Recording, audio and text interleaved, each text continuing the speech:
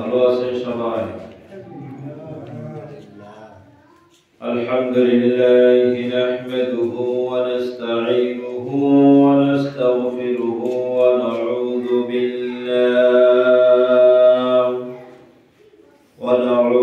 বিল্লাহি মিন শুরুরি আনফুসিনা ওয়া মিন সাইয়্যাতি আ'মালিনা من يضلله فلا مضل له ومن يضلله فلا هادي له ونشهد أن لا إله إلا الله وحده لا شريك له فقد قال الله تعالى في كلامه المجيد وفرقانه الحميد সকলে আমার সাথে পড়ি আউযু বিল্লাহি মিনাশ শাইতানির রাজীম বিসমিল্লাহির রহমানির রহিম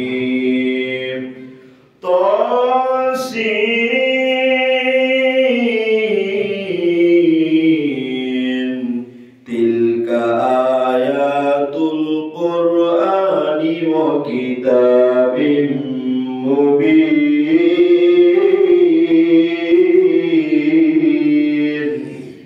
হুদাও ওয়া বুশরা লিল মুমিনিন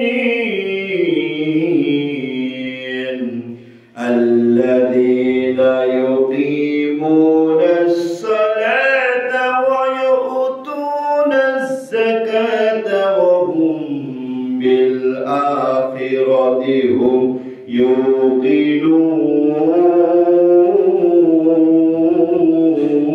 يوقنون وقال رسول الله صلى الله عليه وسلم قال لا تروا قدم ابن آدم حتى يسأل عن خمس عن أمره فيما أفناه وعن شبابه فيما بلاه عن ماله من أين اكتسبت وفيما أنفقه وما عمل فيما علم إن الله وملائكته يصلون على النبي يا أيها الذين آمنوا صلوا عليه وسلموا تسليما جل ولي اللهم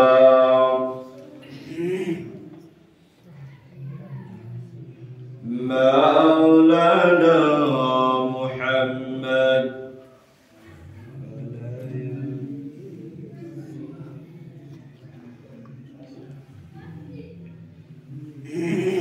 ذكر لا إله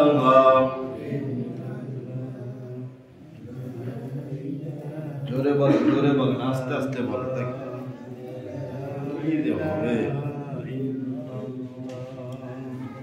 লা ইলাহা সুবহানাল্লাহ আলহামদুলিল্লাহ লা ইলাহা কুরআন আমাদের সংবিধান ওরাই সবাই তার বিজয় নিশান নেতা আমাদের রাসূলুল্লাহ লা ইলাহা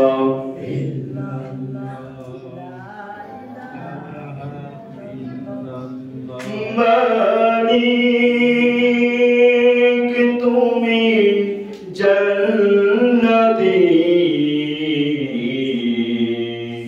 একটা ঘর বানিয়ে বানিয়ে দিও, একটা ঘর বানিয়ে দিও। জান্নাতে সবাই ঘর চাইতো ইনশাআল্লাহ। মালিক তুমি জান্নাতে একটা ঘর বানিয়ে দিও, একটা ঘর বানিয়ে দিও। সে বেশি কামাই মহাদিনে তোমার প্রতিবেশী করে নিও। মালিক তুমি জান্নাতে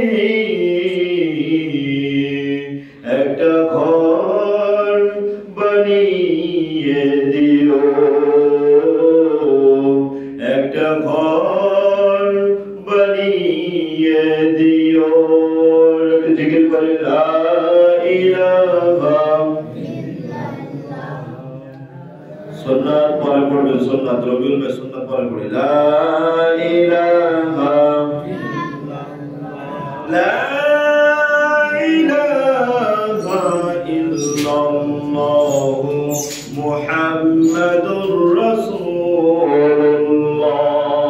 সাল্লাল্লাহু আলাইহি ওয়াসাল্লাম। মহান আল্লাহ তাআলা শুকরিয়া আদায় করি যে আল্লাহ তাআলা আপনারা আমাকে ভালোবেসে মহব্বত করে আল্লাহ তাআলার ঘর মসজিদের ভিতরে পবিত্র জুমার নামাজ পড়ার জন্য আসার তৌফিক দান করেছেন। সকলে বলে আলহামদুলিল্লাহ। সুস্থতার বড় নিয়ামত যে আল্লাহ তাআলা দিয়েছেন, সেই আল্লাহর প্রতি আরেকবার শুকরিয়া আদায় করি। সকলে বলে আলহামদুলিল্লাহ। সেই নবীজির উপরে দরুদ পাঠ করি যে নবীর দ্বারা আমরা পবিত্র কোরআন পেয়েছি, যে নবীর মূল্যবান উম্মত হতে পেরেছি। সকলে বলি জবান খুলে সাল্লাল্লাহু আলাইহি ওয়াসাল্লাম। সম্মানিত ভাইরা, এই পবিত্র জুমার দিন, এই দিনের কিছু সুন্নাত সমূহ আছে। সে সুন্নাতগুলো আপনার আমাকে জানতে হবে এবং সেই অনুযায়ী আমল করতে হবে। আল্লাহ রাসূল কারীম সাল্লাল্লাহু আলাইহি ওয়াসাল্লাম বলেছেন, যে ব্যক্তি আমার সুন্নাত মোতাবেক পৃথিবীতে জীবন যাপন করলো, চললো, ফিরলো, ঘুরলো, আমি স্বয়ং বিশ্ব নবী যে কাল কিয়ামতের দিন কঠিন মুসিবতের সময়, যেদিন সন্তান তার বাবাকে চিনবে না, যেদিন আদরের স্ত্রী তার স্বামীকে চিনবে না, ওই দিন আমি স্বয়ং বিশ্ব নবী যে তার জন্য সুপারিশকারী হয়ে যাব। চিৎকার দিয়ে বলে সুবহানাল্লাহ। সেই সুন্নাতগুলো শুনতে রাজি আছেন তো ইনশাআল্লাহ? হ্যাঁ, দেখা যাবে প্রথম নাম্বার সুন্নাত আজকে কে কে পালন করেছে। প্রথম নাম্বার হলো ফজরের জামাত, ফজরের নামাজ জামাতের সহিত পড়তে হবে। প্রথম নাম্বার সুন্নাত কে? ফজরের নামাজ জামাতের সহিত পড়তে হবে। এটা শুধু জুমার দিনের কথা বলা হয়েছে। জুমার দিন যে ব্যক্তি ফজরের নামাজ জামাতের সহিত আদায় করলো, বিশ্ব নবীজি বলেছেন ওই জুমার দিনের সুন্নাতের ভিতরে একটা সুন্নাত ওই ব্যক্তির আদায় হয়ে গেল। বলেন সুবহানাল্লাহ। তাহলে এখন আপনি আমি আপনার আমার বিবেক দিয়ে ভাবে, এই কথা বলে কে? হ্যাঁ, সাবধান, কেউ কথা বলবে না বয়ানের ভিতরে, বয়ান কিন্তু এলোমেলো হয়ে যাবে। তাহলে আপনি আমি বিবেক দিয়ে ভাবে যে আমরা কে কে আজ ফজরের নামাজ জামাতের সহিত পড়েছি জুমার দিনে। আর যারা পড়তে পারি নাই, আল্লাহ তাআলা তাদেরকে সহ আমাদেরকে আগামী জুমায় এই সুন্নাত আদায় করার তৌফিক দান করে। চিৎকার দিয়ে বলো আল্লাহুম্মা আমিন। সম্মানিত ভাইরা, আসলে দেখেন, মানুষ বোঝে সবকিছু, তবে ভালো জিনিসে গিয়ে তারা বুঝতে চায় না। আজ ফজরের সময় আপনি বাড়িতে ঘুমিয়ে না থেকে যখন আজান দেয়, বা আপনি ফোনে অ্যালার্ম দিয়ে রাখলেন যে কোন সময় নামাজ হয় তার আধা ঘন্টা আগে, আপনি ফ্রেশ হয়ে সুন্দরভাবে নামাজ পড়তে চলে আসলেন। আল্লাহ তাআলা বলছেন, যে ব্যক্তি ফজরের নামাজ পড়লো আমি তার চেহারাকে নূরে নূরান্বিত করে দেই। বলেন সুবহানাল্লাহ। শুধু তাই নয়, তার শরীরের সমস্ত রোগকে আমি আল্লাহ দূর করে দেই। বলে সুবহানাল্লাহ। শুধু তাই নয়, ওই ব্যক্তি ফজরের নামাজ পড়ে আয় রোজগারের জন্য বের হইলে স্বয়ং আল্লাহ তাআলা ওই আয় রোজগারের দায়িত্ব নিয়ে নেন। বলেন সুবহানাল্লাহ। তাহলে আমাদের আয় রোজগারের ভিতরে আজকে বরকত নাই, আমাদের শরীরের রোগ ভালো হয় না কিসের কারণে? আপনি আমি যে ঔষধ ঠিক মতো খাই না, নামাজ পড়ি না, কথা বলুন ঠিক না বেঠিক? সম্মানিত ভাইরা, আল্লাহ তাআলা পবিত্র কোরআন মাজিদ নাযিল করেছেন গোটা বিশ্বের মানুষের উপরে। আল্লাহ তাআলা বলেছেন, ও বান্দারা, আমি পবিত্র কোরআন নাযিল করেছি। কোরআন হলো জান্নাতে যাওয়ার সুসংবাদ, জান্নাতে যাওয়ার দিক নির্দেশনা। তোমরা যে এই কোরআন মেনে দুনিয়াতে আমল করতে পেরেছো, কোরআনের হালাল হারাম মেনে তোমরা আমল করতে পেরেছো, আমি আল্লাহর ইবাদত করতে পেরেছো, তারাই হবে আমার প্রিয় বান্দা। আর আমি আল্লাহ তাদেরকে বিনা হিসাবে ওই পরকালে কঠিন দিনে জান্নাতের সুসংবাদ দিয়ে দেব। আর যারা কোরআন পেয়ে কোরআনকে কাছে লাগায় না, যারা নামাজ পড়ে না, যারা হালাল কি জিনিস বোঝে না, যারা হারাম মেনে চলে পৃথিবীতে, আল্লাহর ভালোবাসা কি জিনিস বোঝে না, ওদের জন্য আল্লাহ কিয়ামতের দিন সুপারিশকারী হইবে না। কথা বলুন ঠিক না বেঠিক? আল্লাহ তাআলা পবিত্র কোরআন মাজিদের সূরা আন-নামলের ভিতরে বলেছেন,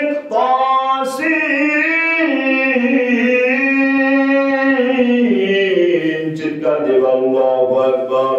তিলকা আয়াতুল কুরআনি ওয়া কিতাবিম মুবিন। আল্লাহু আকবার।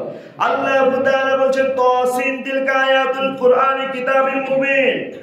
আমি তো পবিত্র কোরআন মাজিদের সমস্ত আয়াতকে আমি সুস্পষ্ট ভাবে দুনিয়াতে আমি নাজিল করেছি। অনেকেই যদি মনে করে আল্লাহর কোরআন মিথ্যা, অনেকেই যদি মনে করেন আল্লাহর কোরআনের ভিতরে নামাজ নাই, অনেকেই যদি মনে করেন আল্লাহর কোরআনের ভিতরে হালাল হারাম নাই, ওই ব্যক্তির ঈমান কখনো থাকবে না। কথা বলুন ঠিক না বেঠিক? কারণ কোরআন মানার কথা বলেছেন কে? আল্লাহ কোরআন মানার কথা বলেছেন। আপনি আমি জান্নাতে যাব, আপনার আমাকে আগে সর্বপ্রথম কোরআন মানতে হবে, কোরআনের হুকুম জানতে হবে। দুনিয়াতে বেঁচে থাকলাম কোরআনের বিরুদ্ধে কাজ করলাম, কোরআনের বিরুদ্ধে দুনিয়াতে আপনি আমি প্ল্যান করলাম, যারা কোরআনের কথা বলে তাদেরকে আমি নির্যাতন দিলাম, এইটা আল্লাহ ভালোবাসে না। আর পরকালে ওই ব্যক্তির জান্নাত আল্লাহ দেবে না। কথা বলুন ঠিক না বেঠিক? সম্মানিত ভাইরা, কোরআন মানতে হলে জান্নাত পাওয়া যাবে। কথা বলেছেন কে? মনে হয় আপনাদের খেয়াল নেই, কথা বলেন না কেন? কথা বলেছেন কে? কোরআন মানলে জান্নাত পাওয়া যাবে বলেছেন কে? আল্লাহ তাআলা বলেছেন, ইন্নাল্লাহা খাবীরুম বিমা তা'মালুন। ওই যে দেখো, গভীর রজনীতে তাহাজ্জুদ নামাজ ঘরের কর্নারে পড়ে, মসজিদের ভিতরে পড়ে, শুধু বাংলাদেশে নয়, বিদেশে আনাচে কানাচে যেখানে যেভাবে ইবাদত করতেছে, আল্লাহ বলেছে, ইন্নাল্লাহা খাবীরুম বিমা তা'মালুন। আমি আল্লাহ তাআলা গোটা বিশ্বের খবর দেখি এবং শুনি। বলেন সুবহানাল্লাহ। আপনি আমি গুনার কাজ করতেছি, আপনি আমি ভাবতেছি না যে আল্লাহ মনে হয় দেখতেছে, অথচ আল্লাহ বলেছেন যে ব্যক্তি গুনার কাজ করে সেইটাও আমি দেখি, আবার যে ব্যক্তি সওয়াবের কাজ করে, জান্নাত পাওয়ার কাজ করে, সেইটাও দেখার কথা কোরআনে বলেছেন কে? গত জুমায় বলেছিলাম, একজন মানুষ মৃত্যুবরণ করলে ওই ব্যক্তির সমস্ত আমলের দরজা বন্ধ হয়ে যায়। ওই ব্যক্তি কবর থেকে উঠে এসে আর নামাজ পড়তে পারে না, আল্লাহর ইবাদত করতে পারে না, দুইটি হাত ধরে আল্লাহর কাছে জান্নাত পেতে চায় না।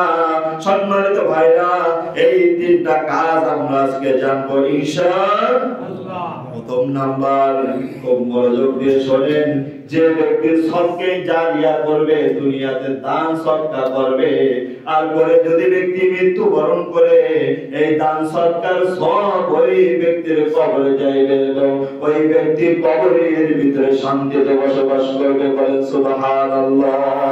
দ্বিতীয় নাম্বার পয়েন্ট, ওই ব্যক্তি দুনিয়াতে বেঁচে থাকা অবস্থায় যদি নেককার সন্তানকে মানুষ করতে পারে, নামাজের শিক্ষা দিতে পারে, কোরআনের শিক্ষা দিতে পারে, ওই ব্যক্তি মৃত্যুবরণ করবে, তার সন্তান দুনিয়াতে নামাজ পড়বে, আল্লাহর কাছে দুইটি হাত ধরে বলবে, আল্লাহ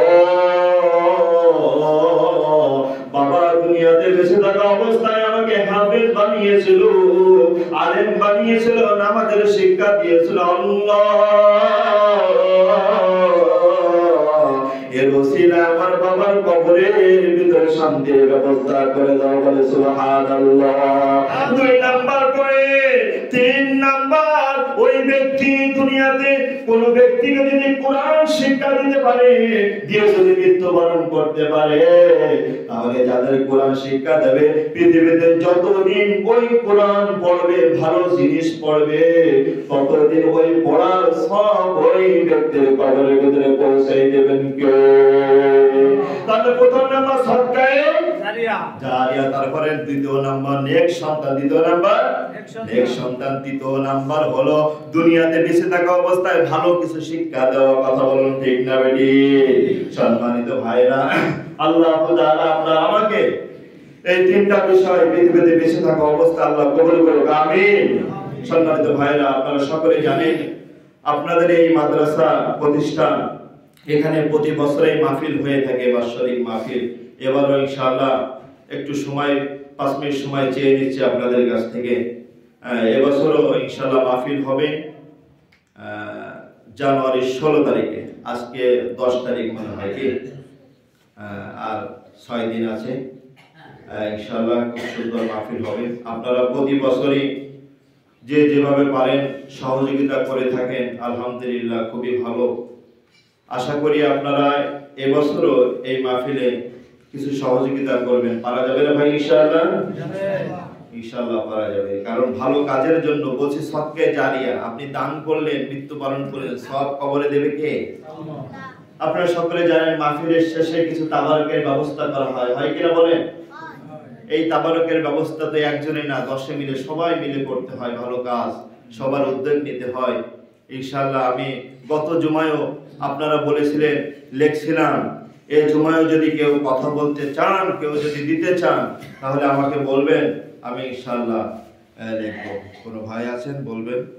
একটু তেলের প্রয়োজন, 1 বস্তা ডাউলের প্রয়োজন, 1 বস্তা চাউলের প্রয়োজন। আপনারা যে যেভাবে যা পারেন সহযোগিতা করবেন ইনশাআল্লাহ। আল্লাহ, অনেকের বাবা নাই, মা নাই, তাদের কবরে সওয়াব পাওয়ার জন্য, শান্তি দেওয়ার জন্য আপনি দান করতে পারেন, কারণ এটা আপনার দানের ওসিলা। আপনি মৃত্যুবরণ করবেন, আপনার কবরে আল্লাহ পৌঁছে দেবেন। আল্লাহ, নতুন করে কেউ লেখানোর মতো আছেন নাকি? আর আমরা গত জুমায় যে যেভাবে লেখাইছিলাম, আমরা একটু গুরুত্ব দেওয়ার জন্য চেষ্টা করব, কারণ মাহফিল কাছে চলে আসছে, সামনের বৃহস্পতিবারে মাহফিল।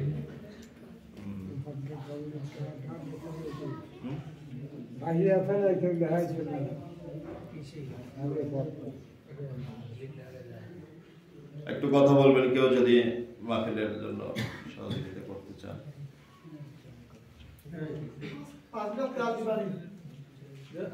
আলহামদুলিল্লাহ, আমরা আশরাফ ভাই 5 লিটার তেল দেবে, সকলে বলে আলহামদুলিল্লাহ। আল্লাহ তাআলা এই দানের ওসিলায় করে পরিবারের সকল মানুষকে কবুল করুন, আমিন।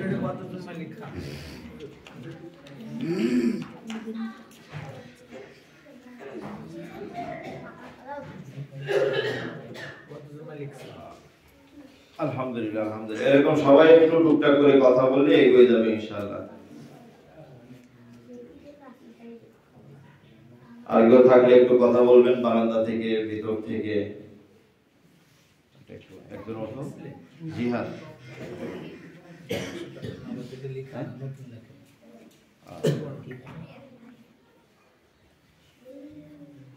কারণ সামনে আর আমরা জুমা পাবো না, এই শেষ, সামনে বৃহস্পতিবারে মাহফিল।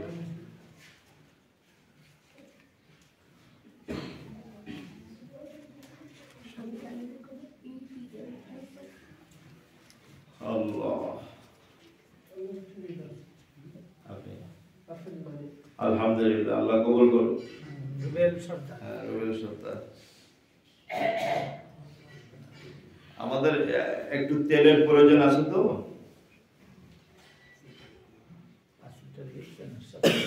হ্যাঁ এক বস্তা ডাউল হইলে খুবই ভালো হয়। কোনো ভাই যদি থাকেন একটু বলবেন।